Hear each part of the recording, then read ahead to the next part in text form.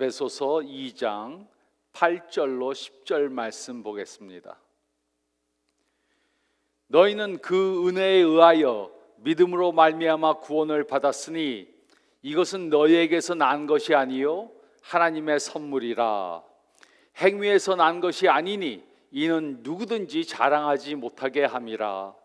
우리는 그가 만드신 바라 그리스도 예수 안에서 선한 일을 위하여 지으심을 받은 자니 이 일은 하나님이 전에 예비하사 우리로 그 가운데서 행하게 하려 하심이니라. 아멘. 우리는 지금 절망적인 가정이라는 설교 시리즈를 하고 있습니다. 오늘은 그 시리즈를 마치면서 우리의 자존감에 대해 생각해 보겠습니다. 사탄은 언제나 우리의 자존감을 훔쳐가려고 합니다. 사탄은 우리가 전혀 가치가 없는 존재라고 생각하게 합니다. 그래서 오늘은 우리들이 우리의 가치를 정하는 바른 방법에 대해 생각해 보겠습니다. 그러기 위해 우리는 하나님의 표준으로 우리를 측정하는 방법을 배워야 합니다. 세상은 항상 잘못된 기준으로 우리를 측정하게 만듭니다. 하지만 우리는 세상적인 저울에서 내려와야 합니다. 우리는 이 세상의 저울에서 내려오고 하나님의 저울 위에 올라가야 합니다. 왜냐하면 하나님의 저울 위에 올라가야 우리는 비로소 우리의 가치를 바르게 측정할 수 있기 때문입니다. 그러나 가끔 우리는 우리의 가치를 측정하기 위해 잘못된 기준을 사용합니다. 이 세상은 외모로 우리의 가치를 측정하려고 합니다. 우리의 외모가 잡지 표지에 나오는 모델과 같지 않으면 우리는 가치가 없는 존재라고 그렇게 말합니다. 그러나 우리의 자존감은 끊임없이 변하는 그런 것에 근거해서는 안 됩니다. 우리는 지속되지 않는 것에 우리의 가치를 두어서는 안 됩니다. 제 고등학교 때 사진이 있습니다. 그리고 여러분들 중에는 대부분이 저를 알아보지 못할 것입니다. 고등학교 때와 지금 현재 제 모습을 보면 그동안에 무슨 일이 있었는가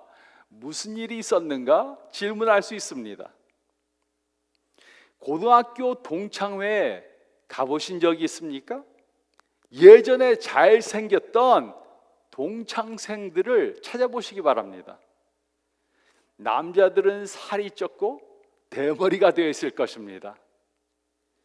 시간이 지남에 따라 변하는 모든 것들을 통해 우리의 가치를 찾으려 한다면 우리는 우리의 가치를 잃을 수밖에 없습니다. 건강한 자존감을 갖는 것은 우리가 건강한 부부관계와 가족관계를 만들어가는데 매우 중요합니다. 어떤 부부는 건강하지 못한 자존감 때문에 싸웁니다. 자존감이 좋지 않으니까 조금만 건드려도 화를 벌컥 냅니다. 자존감이 건강하지 않기 때문에 다투고 나서도 서로 미안하다고 사과하지 못합니다. 또 자존감이 건강하지 못한 부모들은 자녀들을 통해 자신의 목표를 달성하고자 하기 때문에 자녀들에게 성공을 강요시킵니다.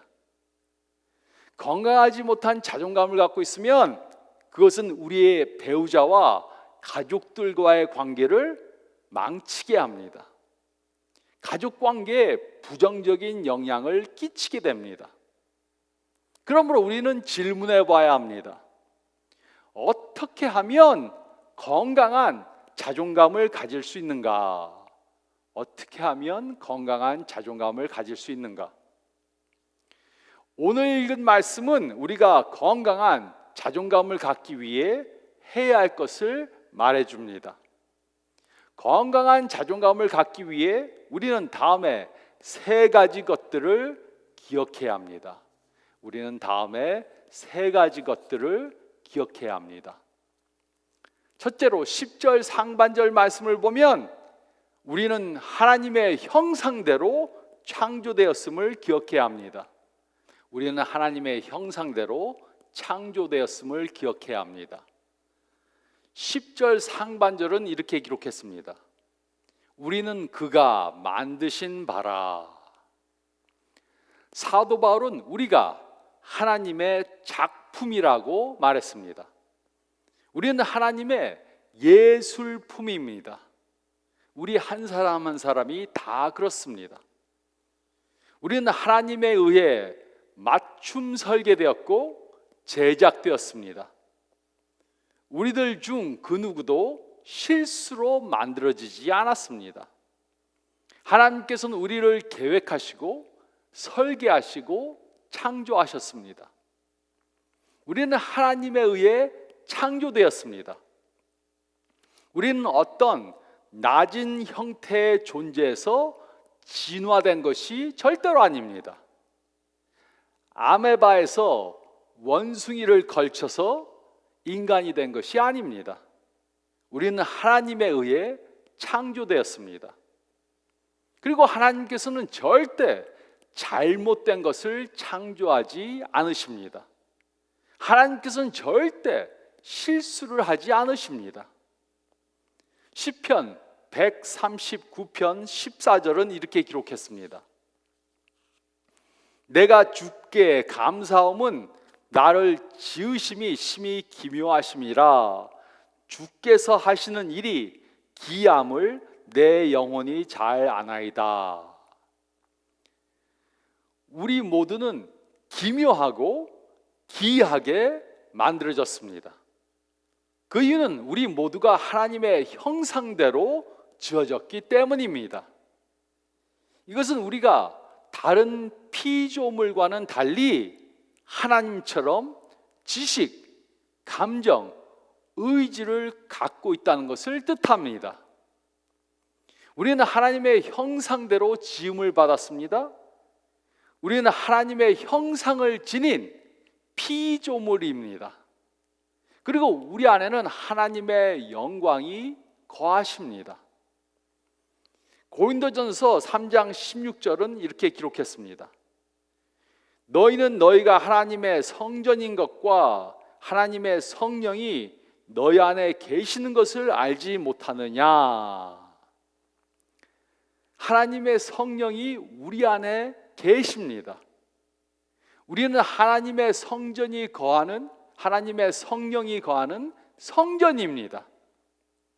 우리는 하나님의 형상대로 창조되었고 하나님의 성령이 거하시는 성전이기 때문에 많은 가치를 가지고 있습니다.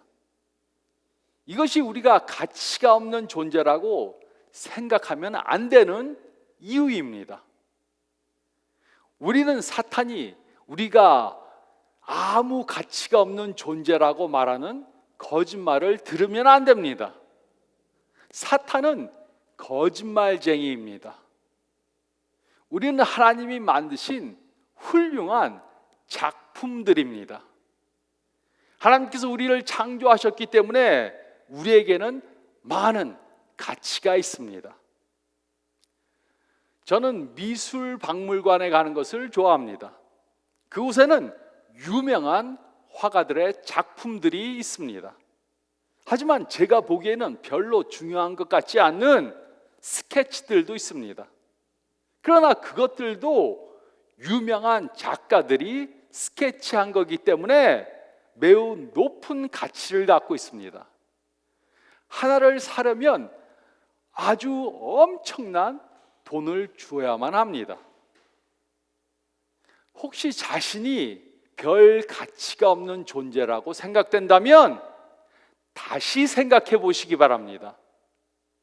물론 저와 같은 하나님의 걸작들도 있습니다. 하지만 우리 모두는 하나님에 의해 창조되었습니다. 우리 한 사람 한 사람이 전부 다 하나님의 작품들입니다. 그래서 우리 모두는 무한한 가치를 갖고 있습니다. 우리는 하나님의 형상대로 창조되었음을 기억해야 합니다. 우리는 하나님의 형상대로 창조되었음을 기억해야 합니다. 그리고 둘째로 10절 말씀을 보면 우리는 하나님의 목적을 위해 창조되었음을 기억해야 합니다. 우리는 하나님의 목적을 위해 창조되었음을 기억해야 합니다. 10절은 이렇게 기록했습니다. 우리는 그가 만드신 바라 그리스도 예수 안에서 선한 일을 위하여 지으심을 받은 자니 이 일을 하나님이 전에 예비하사 우리로 그 가운데서 행하게 하려 하심이니라. 바울은 우리가 창조된 이유에 대해 말했습니다. 우리는 그리스도 예수 안에서 선한 일을 하기 위해 창조되었습니다.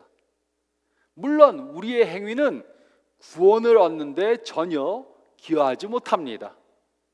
우리가 구원을 받는 것은 전적으로 하나님의 은혜 때문입니다.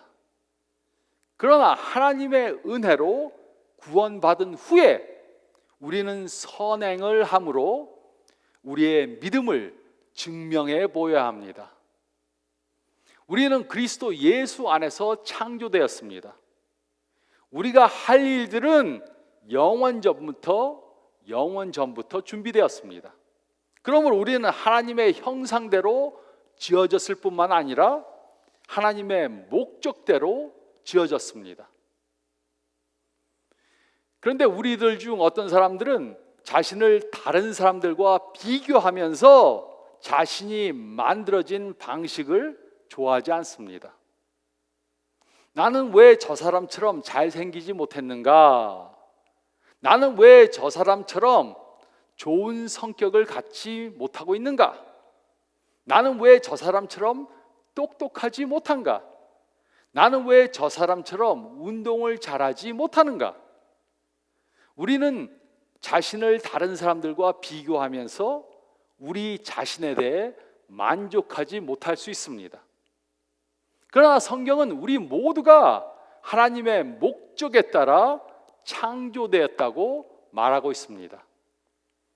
우리는 하나님의 목적에 따라 다 다르게 만들어졌습니다. 그래서 우리는 다른 사람들과 비교하면 안 됩니다. 하지만 문제는 바로 이것입니다. 우리는 우리가 어떤 목적을 위해 만들어졌는지 모릅니다. 그러므로 우리는 창조된 목적과 별 상관이 없는 일들을 하면서 자신을 가치가 없는 존재라고 그렇게 평가합니다. 과학자들은 인간의 뇌 두 부분에는 두 가지의 기능이 있다고 말합니다. 하나는 언어의 능력을 조절하고 다른 하나는 추론 능력을 조절합니다. 또 과학자들은 일반적으로 뇌 한쪽이 다른 쪽보다 더 우세하다고 말합니다. 그래서 어떤 사람들은 언어를 더 잘하고 다른 어떤 사람들은 추론을 더 잘합니다. 저는 저의 뇌 어느 쪽이 더 우세한지 잘 압니다. 하나님께서 저에게 언어력이 뛰어난 그러한 뇌를 주시지 않았습니다. 그래서 저는 오랫동안 고생했고 하나님을 원망도 했습니다. 저는 한국어와 영어를 둘 다 못합니다. 게다가 신학교에 다닐 때는 히브리어와 헬라어를 배워야 해서 고생도 많이 했고 불평도 엄청 했습니다. 목사인데 왜 말을 유창하게 하도록 하나님이 저를 만드시지 않았는지 불평했습니다. 또 어정쩡한 나이에 미국에 이민을 오게 해서 한국어도 잘 못하고 영어도 잘 못하게 했다고 불평했습니다. 하지만 더 이상 저는 불평하지 않습니다. 그것은 하나님께서 왜 저를 이렇게 만드셨는지 알기 때문입니다. 하나님께서 저를 이 땅에 보내신 목적을 깨달았기 때문입니다. 저는 하나님께서 저를 만 17세 17살 때 미국에 보내셔서 미국 문화를 잘 이해하고 한국 문화를 잘 이해하게 하셨습니다. 또 미국 교회와 한국 교회를 잘 이해하게 하셨습니다. 그래서 저는 지금 한국 교회와 한국 교회 목회자들을 돕는 그러한 사역을 하고 있습니다. 그리고 저는 하나님께서 저를 이렇게 만드신 것에 대해 감사합니다. 말은 잘 못하지만 하나님께서 저를 사용하셔서 다른 교회들, 다른 목회자를 돕기 때문에 감사합니다. 우리 모두는 왜 하나님께서 우리를 이렇게 만드셨는지 알아야 합니다. 하나님께서 우리를 이 세상에 보내신 이유를 알아야 합니다. 이것은 목회자들에게만 적용이 되는 것이 아닙니다. 이것은 모든 그리스도인들에게 적용이 되는 것입니다. 우리가 하나님께서 우리를 창조하신 목적을 깨닫지 못하면 우리는 계속해서 다른 사람들과 비교할 것입니다. 우리는 삶의 분명한 목적을 갖지 못하게 될 것입니다. 그리고 우리의 자존감은 계속해서 흔들리게 될 것입니다. 우리는 우리가 왜 창조되었는지 알아야 합니다. 우리는 하나님의 목적을 위해 창조되었음을 기억해야 합니다. 우리는 하나님의 목적을 위해 창조되었음을 기억해야 합니다. 그리고 셋째로 8절로 9절 말씀을 보면 우리는 하나님에 의해 구원받았음을 기억해야 합니다. 우리는 하나님에 의해 구원받았음을 기억해야 합니다. 8절로 9절은 다음과 같이 기록했습니다. 너희는 그 은혜에 의하여 믿음으로 말미암아 구원을 받았으니 이것은 너희에게서 난 것이 아니요 하나님의 선물이라. 행위에서 난 것이 아니니 이는 누구든지 자랑하지 못하게 함이라. 바울은 우리의 구원은 전적으로 하나님의 은혜라고 말했습니다. 우리는 하나님의 은혜로 구원을 받았습니다. 우리가 한 것이 아니고 전적으로 하나님께서 하신 것입니다.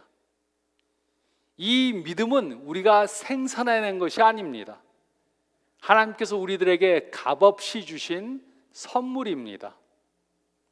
우리가 행한 것이 아니기 때문에 내가 해냈다 이렇게 자랑할 수 없습니다. 우리가 구원받은 것은 전적으로 하나님의 은혜입니다. 하나님께서 거저 주신 것입니다. 그래서 우리는 자랑할 수 없습니다. 모나리자는 세상에서 가장 가치 있는 그림입니다. 이 그림은 프랑스 정부가 소유하고 있습니다. 이 그림은 서양 미술사에서 가장 유명한 그림이기 때문에 가격을 짐작할 수 없습니다. 얼마인지 모릅니다. 값을 매길 수 없기 때문에 보험을 들 수가 없습니다. 그러나 분명한 것이 있습니다. 이 그림이 아무리 귀하더라도 하나님께서는 이 그림을 위해서 결코 그의 아들을 죽게 하시지 않으실 것입니다. 예수님이 이 그림을 구하기 위해 절대로 자신의 목숨을 희생시키지 않으실 것입니다. 그러나 하나님께서는 우리들을 위해 그의 아들을 이 세상에 보내셨습니다. 그리고 예수님께서는 우리를 구원하시기 위해 죽으셨습니다. 우리는 그만큼 가치가 있는 존재입니다. 우리는 모나리자보다 훨씬 더 소중한 존재들입니다. 우리가 우리의 가치에 대해 의심을 한다면 우리는 예수님께서 우리를 구원하시기 위해 피 흘려 돌아가신 그 십자가를 바라봐야 합니다. 우리는 그만큼 가치가 있습니다. 어떤 것에 얼마에 대한 가치가 있는가 어떻게 알 수 있습니까? 어떤 것에 대한 가치가 얼마인지 어떻게 알 수 있습니까? 그것은 그 물건을 구입하는 사람이 얼마를 지불하는가에 따라 결정이 됩니다.